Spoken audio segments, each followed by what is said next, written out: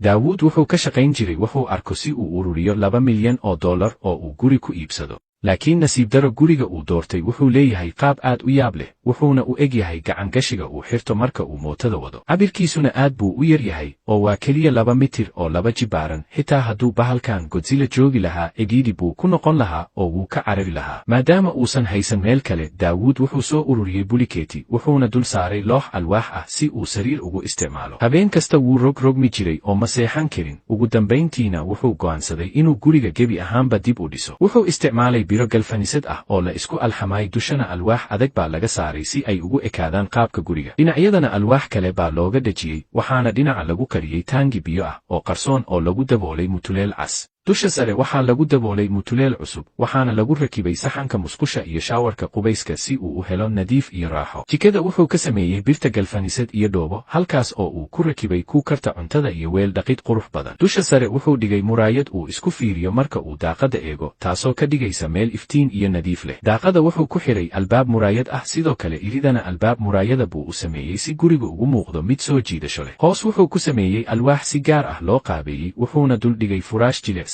isagoo hareeraha kaga xoojiyey barkimooyin jilicsan. halkaas ayuu isaga iyo saaxiibtii si raaxo leh ugu seexan jireen ilaa waa beriga. madaxa sariirta wuxuu dhigay armaajo dhowr qaanadood leh, qaybta sare wuxuu dhigay bustayaasha culus, qaybta dhexe waa meel uu dharkiisa maalinlaha ah suro, dhinacana waa sheef furan oo uu ku guro waxyaabaha uu jecel yahay. qaybta hoosena wuxuu ku dhejiyey sokotis iyo iswiiji si uu moobeelka ugu dabaysto, nalkana uga maamulo asagoo jiifa. sidoo kale waa meel buugaagta iyo wuxuu isticmaalayo uu saaran karo. wuxuu sidoo kale sameeyey miis la laalaabi karo oo uu saarto kombiyuutarkiisa uu ku shaqaynayo, sidoo kalena uu wax ku cabbi karo waxna ku cuni karo. si uu booska u ilaaliyo, wuxuu albaabka irida ku dhisay meelo qarsoon oo lagu kaydiyo sigisyaanta iyo nigisyada, waana armaajo kor u furanta. derbigan waxaa lagu qurxiyey looxyo akriil ah oo si qurux badan loo sameeyey si ay ula jaanqaadaan qaabka guriga, halkaas oo uu ku soo bandhigay waxyaabaha uu ururiyo. wuxuu qaybtan ku dhejiyey shaashad TV ah si uu filimada iyo ciyaaraha ugu daawado, waxaana lagu daray jaranjarooyin fudud oo dhaqdhaqaaqa qaybta sare markuu korayo. ugu dambayntii, daawuud wuxuu gurigii yaraa ee cidhiidhiga ahaa u beddelay guri casri ah oo qurux badan, raaxo leh, islamarkaana uu howlo badan oo noloshiisa u fududeeyey. adiga sidaan ma u habaysan kartaa qolkaaga, mase caajislow iska jiifa baa tahay? muuqaalka leeg saar leejan ama leejamad.